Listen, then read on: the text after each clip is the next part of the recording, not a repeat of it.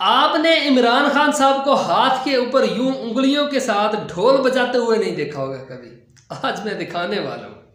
साईं ज़हूर अहमद अपना मशहूर ज़माना कलाम अल्लाहू वाला जो है ना, वो मशहूर कलाम वो पढ़ रहे थे और खान साहब बहुत ही ज़बरदस्त परफॉर्मेंस कर रहे थे, यूं ढोल बजा रहे थे। दिखाता हूँ आपको, ज़रा तवज्जो करिएगा। अच्छा, वैसे आपको बड़ा अजीब लगेगा क्योंकि आपने इमरान खान साहब की पुरजोश जो तकरीरें हैं वो सुनी। तकारीर के बाद आपने कौम के साथ खताब भी इमरान खान के बेशुमार मरतबा सुने होंगे और उनकी गुस्से से भरी तकरीरें भी पीडीएम के ख़िलाफ़ सुनी होंगी।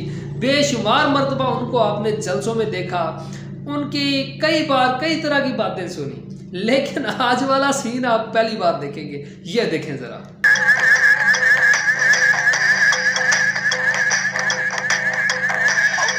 कैसा लग रहा है? आप इस वक्त क्या सोच रहे हैं कमेंट में ज़रूर लिखिएगा।